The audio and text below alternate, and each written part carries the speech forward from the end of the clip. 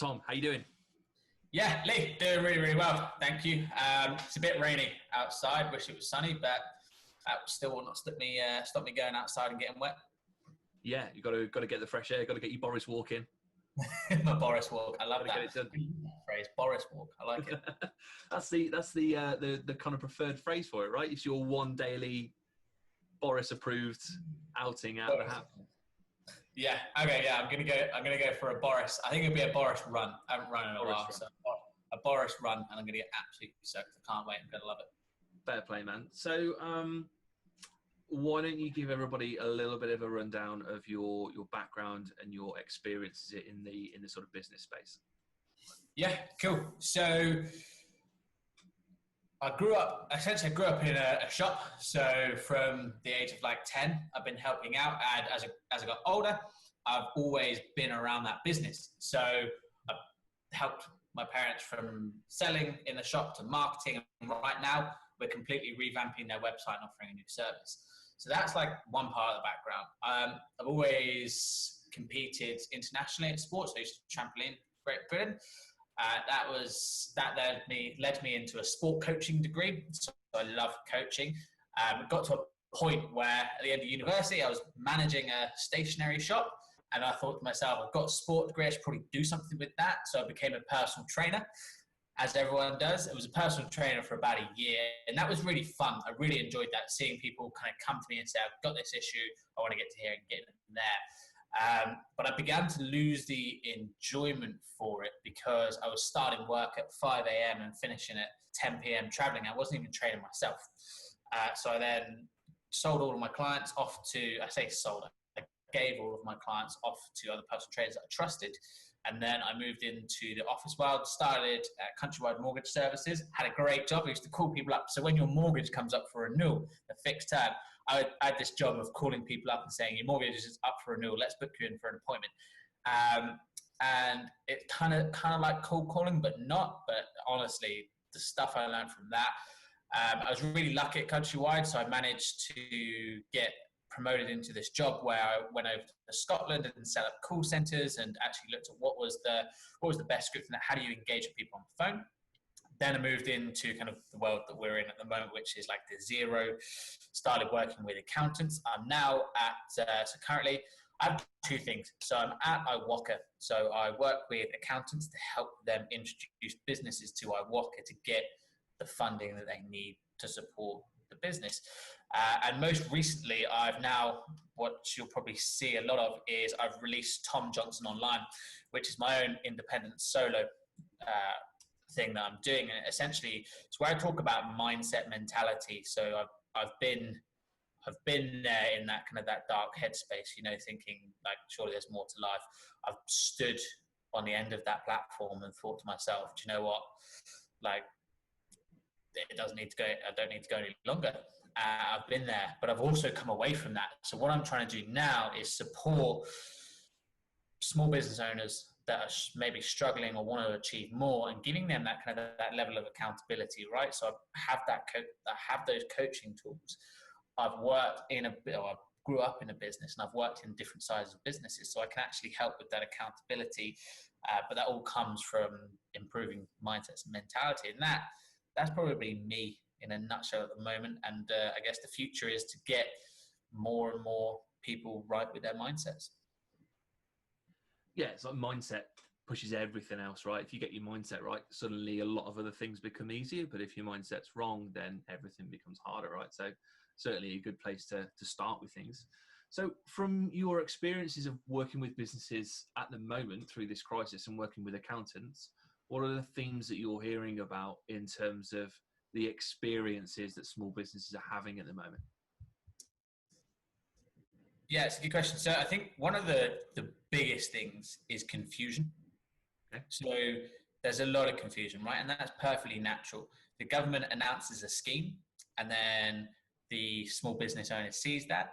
They're not a trained accountant or finance professional, so they're naturally not going to have as much of an understanding. And then the accountant all of a sudden has to learn this whole new piece of like civils accreditation, the furlough schemes. He kind of has to learn this pretty much overnight.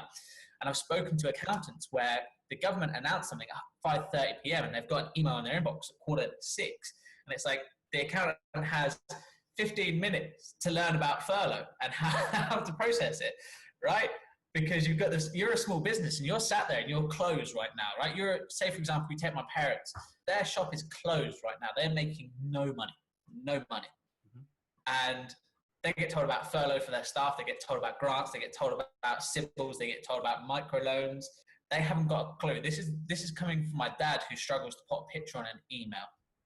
So his understanding is he's naturally going to be confused. And then they go, naturally, who do you go to? Your broker or your accountant? And then the accountant, trying to run their own business and support this influx of questions, they're like, whoa, like, this is a lot. And then that confusion builds worry and stress. And that's then some of the themes there. Actually, I'm stressed for the future. I'm worried. And I think when we don't know how long lockdown's going to go on for. We don't know how long this virus is going to go on for. And one of the other themes is uncertainty, right? Uncertainty breeds mental warfare. And what I mean there is you have some days where you wake up and you go, do you know what? It's going to be okay. I've got a grant coming in. I've got this. But then the next day, your grant doesn't come in. And you're like, what do I do now? And now we see on LinkedIn, Twitter, Instagram, you've got people like myself, being productive and starting businesses in this time to help others. And there's other people sat there worried thinking, what should I be doing? Like, should I be more productive? And that's kind of like the questions, right? It's that confusion, it's that worry, and it's that uncertainty. They're like the three elements. And it's one of the biggest questions is, how do I get access to CBILS? How do I get my grant? How do I do furlough? And they're like the biggest questions that I'm seeing at the moment. So there's a bit of a vicious cycle there, right? So the uncertainty in the world breeds confusion, that breeds worry. People then cast about looking for answers and end up even more uncertain about things. Where would a person start to interrupt that cycle? That's a good question. So I think one of the things that we really need to focus on right now is businesses are not businesses. That's crap. Businesses are people with a purpose. And that's where we start. We start with the people, right? You're on a plane and your gas mask drops down. What's the first thing you do? You put it on yourself. So if you're an accountant, for example, make sure you're securing your own business. There's great tools, Fluidly, Soldo, Float.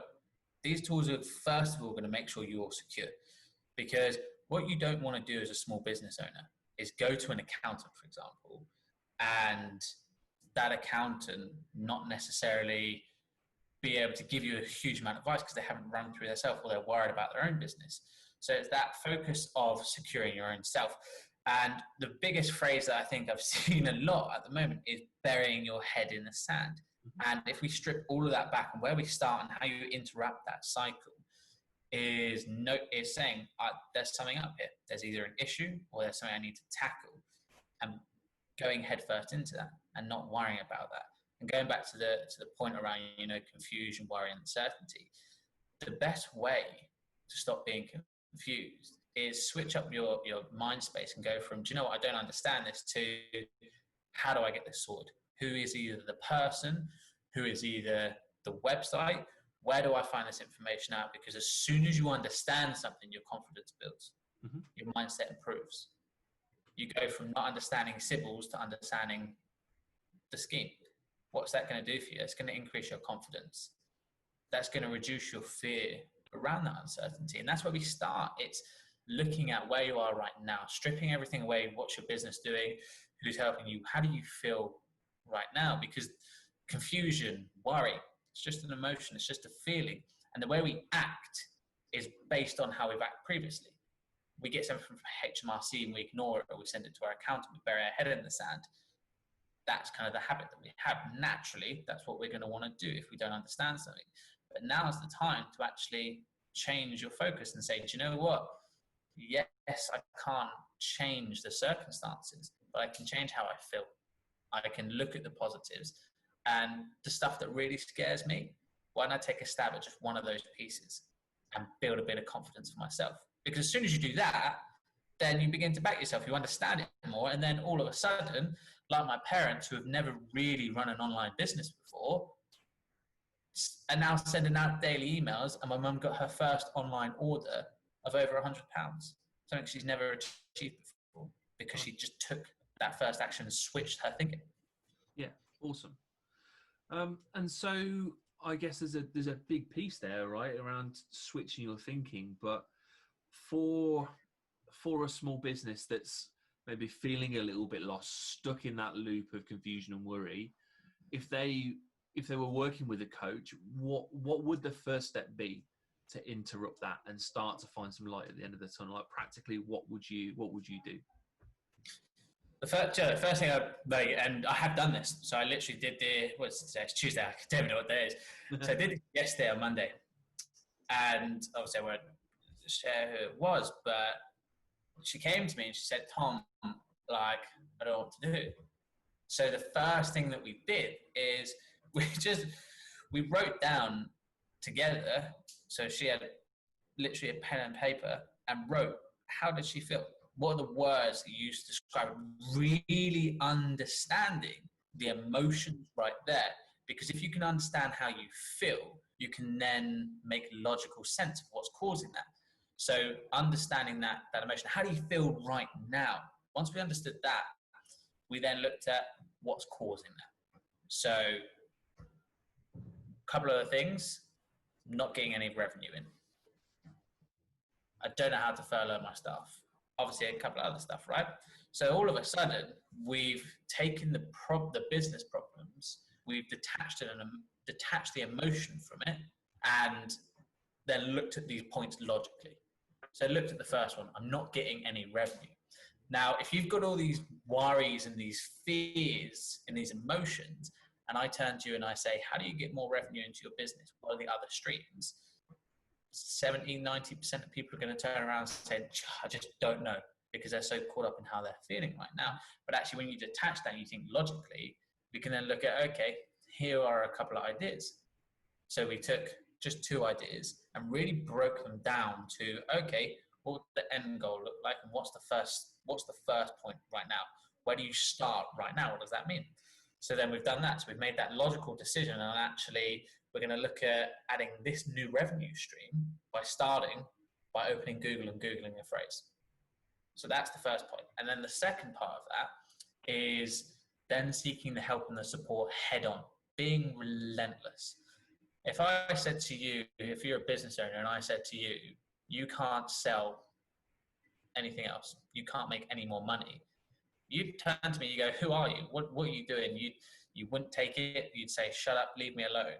And you need to take that relentless approach with seeking advice. So who can help you? Who do you have available to you? Do you have Facebook groups with advisors in there? So don't talk to Dave down the pub who thinks he knows about furlough. Go and find that advice. Go and who are those people? Who is that? Is your accountant there? If your accountant's doing a really crappy job, guess what? There's probably 10 better ones. Go and find recommended accountants. Go elsewhere. Be relentless in your pursuit for understanding what you need to understand.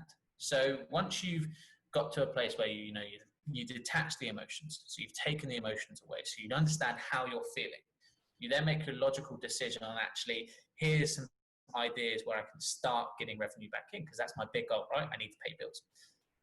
So you've done that, you currently part that, then you focus on getting that advice. So you're securing that shit, you're securing that business, making sure your cash flow is right? And that's something where an accountant can massively help you. So you have those 2 bits there. And then the next bit is really, really, really simple. Take action and keep showing up daily. What happens a lot is you think you have an idea and you get super excited about it. And then you start worrying about it and you think, oh, it's going to fail. It's not going to work, blah, blah, blah. But actually, just as soon as you start feeling like that, you go, do you know what? I'm feeling like that. Let me take action. And then take that action. How do I feel? Do I feel like this? Great, let me take action. But that all comes from understanding how you're feeling and approaching those emotions. That's all it is. It's an emotion. It's a feeling. I'm lost. I'm confused. You're just feeling a certain way. And then make your logical decisions based on logic as opposed to emotion. So you're starting by really stepping back for the business and recognizing whatever it is that's giving you the worry, having that relentless mindset that you can get through it and there is a solution, prioritizing what it is that's going to sink the ship first, probably cash flow in most cases, and then going and taking action on that. And a lot of people get stuck there in action, right? You can kind of get through those first phases to a degree. They identify what they want to do, but almost get paralyzed by fear about going and starting something. What are some tactics that people can use that get them out there and get some stuff done? So there's two massive things that I advocate massively. Meditation and writing stuff down. If you were to do just those two things, the amount of mental space you'll create will be unparalleled. So if you've never meditated before, sit down in a quiet room, close your eyes, turn everything off so you don't get any notifications. Focus on your breathing in through your nose, out through your mouth, and then close your eyes, and then just breathe for 10 minutes. You're going to create a sense of calm. Then writing stuff down. So write how you're feeling, right?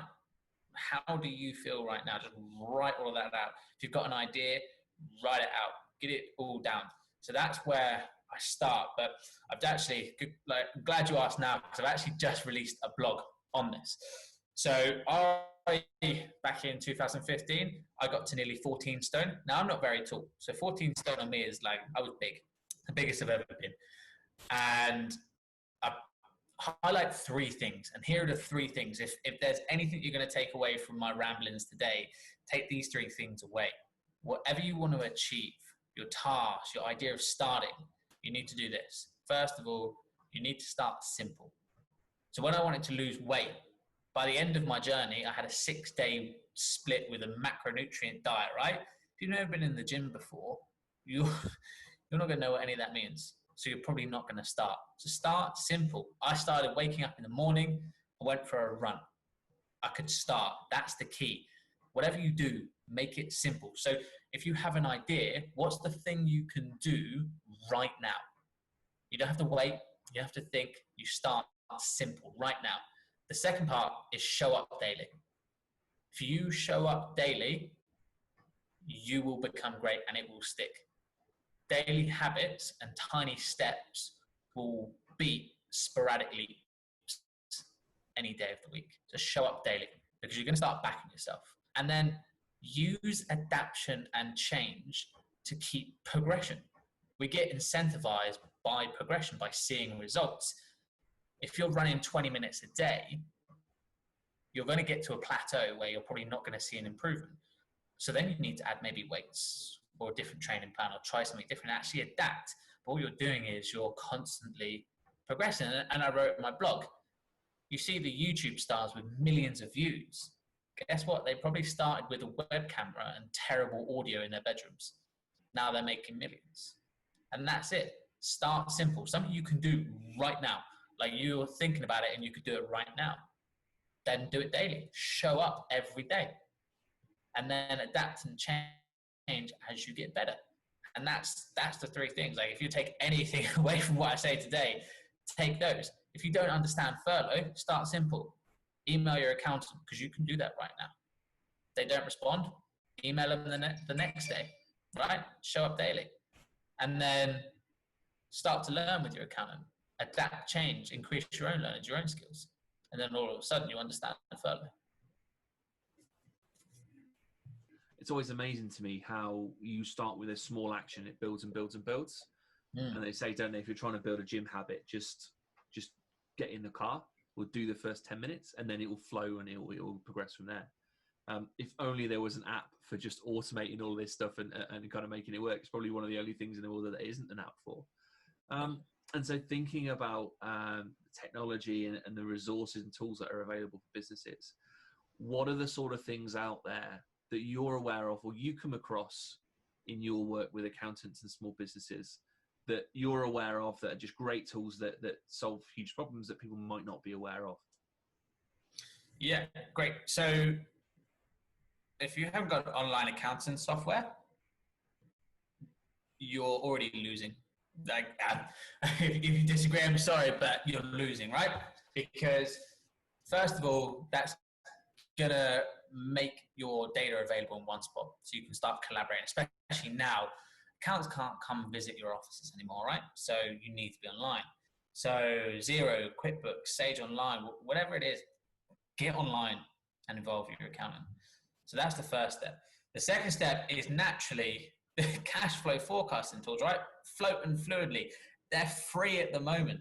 Yeah. You can do cash flow models. You can actually, if you go and get a business grant right now, you plug that into your cash flow forecasting tool, then bang, you can actually understand the impact of that. You understand how much money you need. And then that's the next point, right? If you're using those forecasting tools and you actually understand and you work with your account, you can begin to say, okay, right now, how long can we survive? What do we need in terms of finance and cash flow to then survive maybe the next 6 months? And that's where somewhere like iWalker comes in, right? If you have that flow and you say, do you know what? Right now we can survive for 2 months, but after that, we're in the abyss. We don't necessarily know where the rest of the money is coming on. Now, you might have a great idea, right? That is going to pay off in 3 months. So you need a couple of months of funding. Then you go to someone like iWalker. I'm saying that because I work for iWalker. It's also a great product. But somewhere where you can get access to funding like straight away. You can go to iWalker, you can request funds, you can get a flexi loan, which is a 12-month facility, right? You can say, right, I need £5,000, and that automatically enters you into a repayment cycle over 12 months. But say, for example, 2 months down the line, you're back in business, you can pay that loan off there and then. No extra charges, no extra fees, just pay it off like that. And that by itself is enough. Having that accountancy package, that forecasting, and that access to capital means that right now you've got that protection. But then in the future, if all of a sudden your business expands, you need a second location. If you're a cafe, for example, and you've already used iWalker once and you've got a facility in place, just go and draw down on those fees, and boom, you can move quicker than any business because you have that access. And then obviously taking a step out of that, looking at monies in. So if you're an accountant, if you're a personal trainer, if you're getting your invoice paid later, Chaser, they'll chase that up. But take that step forward. Go cardless, Stripe, get paid frequently. Remove the problems that your customers have in paying you. And if your customer can't pay you, if you have iWalker or someone with a facility in place, you can utilize that. And it's that flow, right? And that means that you can move quickly, you can make decisions. And if it's all interlinked, which it should be, if I take an action at the end here, it'll update the beginning. So I then always have a whole holistic view of what's going on in my business. I think it's really interesting to think about how the world's changed over the last few years. You know, you only got to go back a couple of decades, and if you're a business and you need to access some capital, you go cap in hand to the bank, speak to the manager, and you know, you kind of have a human conversation, right? And then from there, it's transitioned to computer says no, to the financial crash. And then I think people's view, if they're not in the sort of technology space that we are and kind of into fintech, is people think still it's either I go to the bank and get a computer says yes or computer says no, or I go for one of these crazy payday loans like Wonga or whatever. And people tend to think of alternative lending in that sort of bracket. But obviously there's quite a wide range of stuff, and obviously iWalker are doing a fair bit in there. How do people start to break that mindset down or educate themselves around the lending tools that they've got available to them? Yeah. So obviously one of the big things around that build your mindset is past experiences and assumptions. Mm-hmm. If you have an assumption about something that isn't fully justified by data and facts, take that assumption and chuck it in the bin because it's worthless. So first of all, the first thing is if you have that mindset of, oh, I don't know about that, or it's not great, and you can't actually explain where that assumption comes from, then challenge that assumption, because you'll probably discover that there's some great tools out there that can help you, right? Never used a digital bank before because you're worried about X, Y, and Z. challenge that assumption. Before you know it, you've got a Starling bank account, and that feeds straight into zero. And you've got better pictures of your visuals. So that's that bit there, right? Challenging those assumptions. But the kind of obviously the change naturally, when you look at the alternative financing, it's not necessarily like financed by somebody else, by a smaller company.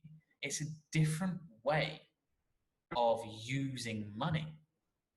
Typically, you go to, like you said, you go to a bank, you get a loan that you're going to pay over 5 years, and it's just static. You just pay it back, or you get an overdraft with high fees, and it's very static, right?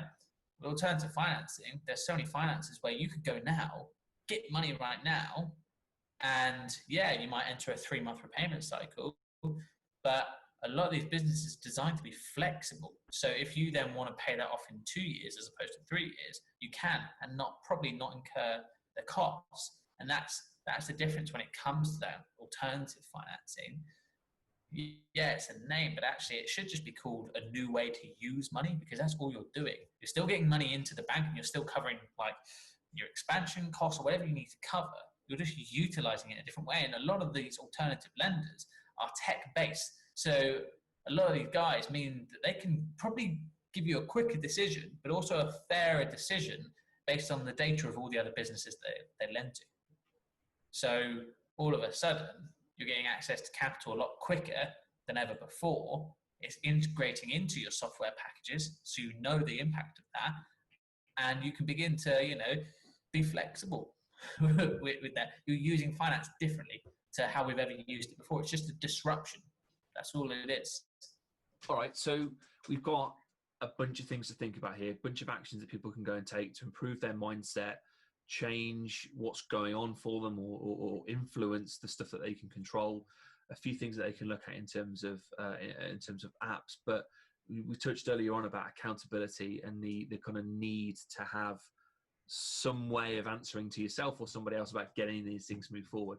What can people do, and what should they be thinking about in terms of getting sustainable action and having accountability for themselves for that? Yeah, great question. So let me frame this. About 2 years ago, I went into overdrive. So I was reading 2 self-help books a day. I was meditating, like writing, trying to do all this stuff, and overloading. I was taking on so much information. Like we at one point we were together, right? You saw the amount of information, the amount of reading, everything I was doing. Like people would come to me around questions around the product that support could answer, but I knew because I was absorbing all of this stuff. Yeah. What that did is I completely blew out, right? My willpower went, I couldn't focus. By the time it hit 3 p.m., I was gone. One of the hardest questions that I ever faced was, what do you want for dinner? Because I'd taken up all this space in my head. And that's the first bit to tackle, right? Because right now as a small business, there is so much information being chucked at you. There are daily updates. There's worry about this, worry about that. What's this, what's that? And that's filling your head. How as a business are you meant to make a logical and sensible business decision if your brain is filled up with all this other stuff? And then chuck on top, you're trying to work from home, you've got your kids running around asking you questions. It's like a sensory and information overload. So it's perfectly natural for a business to go, oh, I need to do this, or I need to do that, and never get around to it, because you're paralyzed by this overload. So one of the bits to take an action, so one of the things I do is I call myself an accountability coach. Now, I don't know everything at all, but what I do know is how to keep people accountable. And the best way to do that is, like I said earlier, meditate and clear your mind. Boom, check that stuff out. But focus on what you can control. So one of the clients I was working with yesterday wants to release more video content. Now, there's 101 ideas we could have chucked out there, but we came up with 3 actions. 2 for him, 1 for me.